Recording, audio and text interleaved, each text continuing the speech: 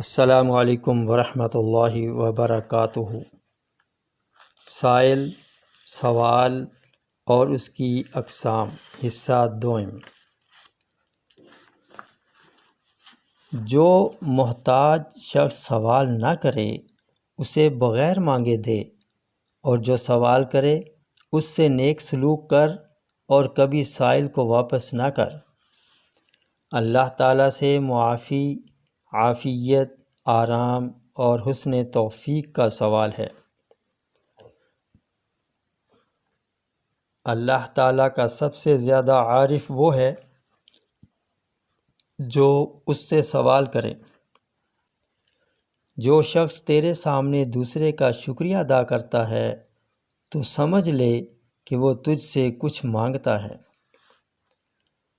اکثر لوگ نقصان اور خسارے میں ہیں، ہاں جن کو اللہ تعالیٰ محفوظ رکھے وہ سلامت ہیں۔ حالت یہ ہے کہ جو سائل ہیں وہ مانگنے میں دقت کرتے اور جواب دینے والے تکلف سے جواب دیتے ہیں۔ نااہل سے حاجت طلب کرنا موت سے زیادہ سخت ہے۔ سوال اور حساب کے روز میں جواب دینے کے لیے کوشش کر۔ دنیا کے حلال مال کا حساب ہوگا اور حرام کا عذاب ہوگا، یعنی پوچھا جائے گا کہ کہاں سے حاصل کیا اور کہاں خرچ کیا۔ جو شخص سوال کرنے سے پہلے عطا کر دیتا ہے وہ ان کی نظروں میں کریم اور محبوب ہو جاتا ہے۔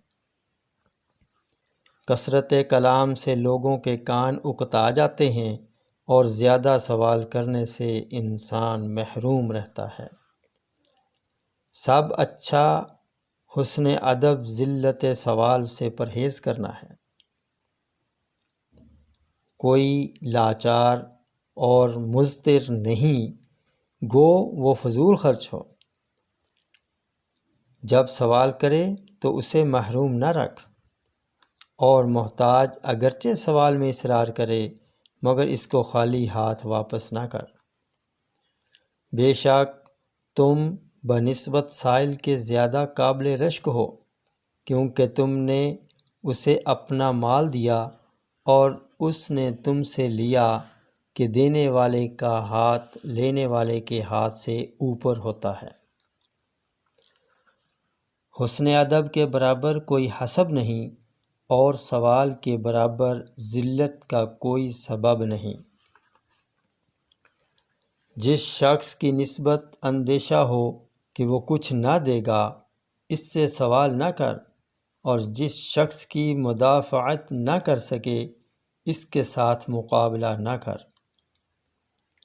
اگر سوال کرنے کی ضرورت ہو تو ایسے طور پر کر جس سے آبرو باقی رہے اور کوئی خرابی پیش نہ آئے۔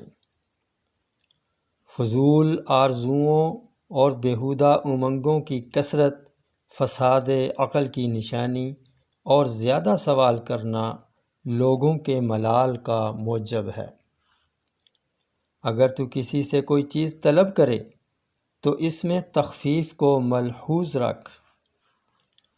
میری حالت یہ تھی کہ جب میں حضرت رسول صلی اللہ علیہ وآلہ وسلم سے کوئی چیز مانگتا تھا تو حضور مجھے عطا فرماتے، اور اگر نہ مانگتا تو بن مانگے عطا فرماتے تھے۔ اپنے ہاتھ میں جو چیز موجود ہو اس کو محفوظ رکھنا دوسروں کے ہاتھ کی چیز طلب کرنے سے بہتر ہے۔ تمام لوگوں میں بخشش کے زیادہ لائق وہ شخص ہے جو خود سوال سے مستغنی ہو، اور بہترین بخشش وہ ہے جو سوال سے پہلے کی جائے۔ السلام علیکم ورحمۃ اللہ وبرکاتہ۔